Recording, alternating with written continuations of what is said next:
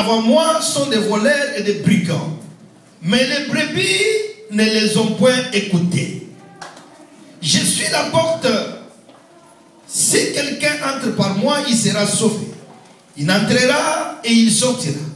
Et il trouvera des pâturages. Les voleurs ne viennent que pour dérober, égorger et détruire. Et il dit, je cite, je suis venu afin que les brebis aient la vie et qu'elle aille en abondance. Les voleurs, les meurtriers et les destructeurs.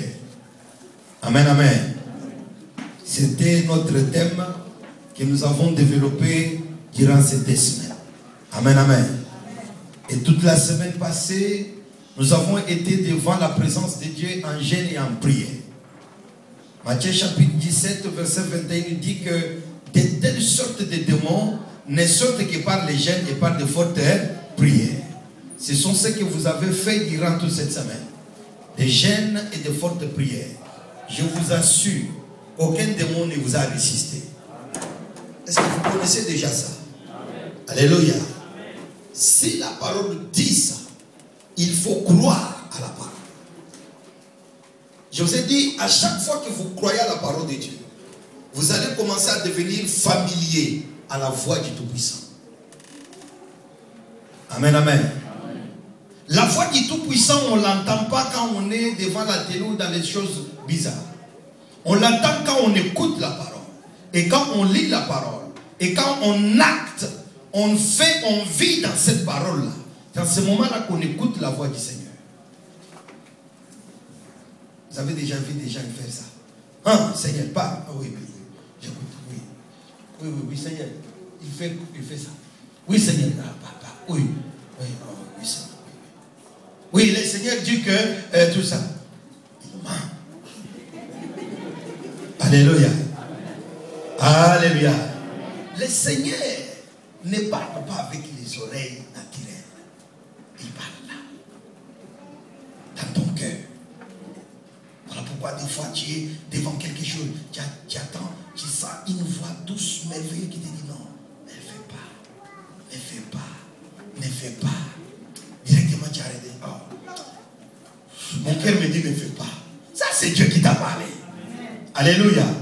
Au fur et à mesure que tu écoutes ou tu lis la parole du Seigneur, au fur et à mesure, tu deviens familier à cette parole, à cette voix-là. Amen, amen. Oh, je suis dans la confusion, je ne sais pas qu'est-ce que je peux faire avec ça. Qu'est-ce que je dois faire? Je dois choisir à droite ou à gauche. Et qu'est-ce que Dieu veut? Non, lis la parole. Vis la parole. Tu commenceras à devenir familier à la voix du Tout-Puissant. À chaque fois que vous avez un problème, il te dira ce que tu dois faire. Amen, amen.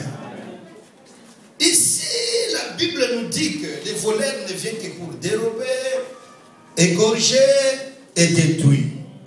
Nous avons développé tout ça durant des semaines. Pour vous dire, regardez votre vie. Qu'est-ce que le diable vous a volé? Je vous ai dit que le diable, c'est lui le grand voleur. Nous avons montré qu'il était auparavant près du Tout-Puissant. Et à cause de l'orgueil, à cause du trouble qu'il a mené, qu'il a fait dans le ciel, l'Éternel a dit que arrêtez-le-moi ce type-là.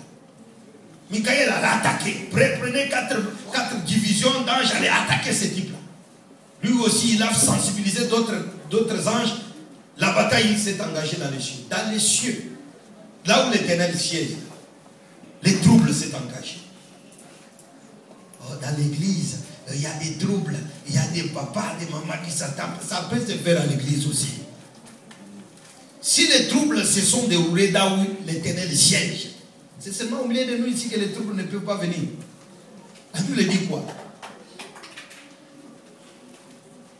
Les scandales arriveront. Mais surtout malheur à qui les scandales arrivera. Ça dit que les scandales peuvent arriver. N'abandonne pas Dieu parce que dans l'église, il y a des frères qui se sont dit, ah, pourquoi tu me regardes? Et donc, ça se fait vraiment dans l'église. Ça peut se faire. Parce que nous avons une nature humaine. Alléluia. Voilà, ça peut se faire. Regardez seulement les diables qui troublent les cieux. Là où les anges saints se trouvent. Là où l'Éternel règne. seulement dans ta chambre qu'il ne viendra pas troubler. C'est seulement dans ta maison qu'il ne viendra pas. Pendant que la Bible dit qu'il c'est un voleur. Le voleur, c'est qui? C'est lui qui n'en a pas. C'est lui qui n'a rien, qui envie les autres. Il regarde, ah, cet homme-là, il a une belle veste. Hein. Ah, sa maison, c'est où? Ah, c'est quelque part. Ah, j'attends quand il va sortir. Comme ça, je vais chercher les tournevis, je vais aller forcer sa maison. C'est ça un voleur. Parce qu'il n'en a pas, il veut maintenant envier ce qui est à la main des autres. C'est-à-dire la vie que vous avez, c'est cela ce qui amène les diables de vous envier. Amen, amen. S'ils décident de vous voler, c'est à cause de ce que vous possédez. Et qu'est-ce que vous possédez? Vous possédez une vie qui vient tout droit du haut de la main de l'Éternel. Amen, amen. C'est lui qui vous a donné cette vie. Le diable n'est pas content.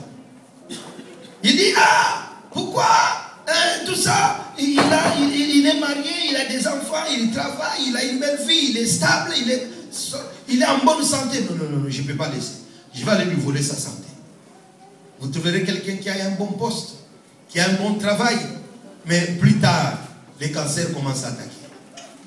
Ça dit que le diable lui a volé la santé.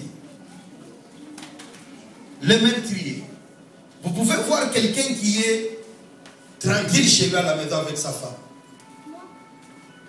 Mais le diable a déjà tué ce mariage. Ils vivent ensemble. Quand ils sortent à la même porte, ils sortent à la même porte, à la même porte de la maison, les gens croient qu'ils sont mariés. Mais le mariage a été déjà tué par les Satan. Le diable. La Bible dit que c'est le grand dragon. C'est lui qui vient pour détruire. Lorsqu'il a été arrêté dans les cieux, Apocalypse chapitre 12, à partir du 7e verset, nous voyons que le diable est arrêté, il est précipité sur la terre. L'Éternel, quand l'archange Michael lui demande, Seigneur, nous avons arrêté celui qui nous trouvait ici. Qu'est-ce que tu veux que nous fassions, Seigneur? L'Éternel regarde et dit, je ne veux plus les voir ici près de moi. Je ne veux plus jamais les voir. Précipitez-les-moi quelque part. Seigneur, à la terre, oui, mettez-les sur la terre. Et la voix Satan s'entend dans les cieux pour dire, malheur à vous, habitants de la terre. Car le diable descend vers vous avec une défaite. Comme il a été vaincu ici, il vient vers vous avec une très grande colère. Cette colère-là, c'est ce qui s'exprime dans ces versets. Il vole, il tue, il détruit. Voilà pourquoi vous verrez quelqu'un qui avait vraiment toute la vie devant lui. Vous regardez, mais pourquoi cette personne peut changer comme ça? Une fille qui étudiait très bien, qui était peut-être en deuxième graduat, après avoir pour passer en troisième, pour passer en première licence, vous la retrouvez avec un voyou qui l'engrosse quelque part. Ça, c'est une vie détruite. Alléluia.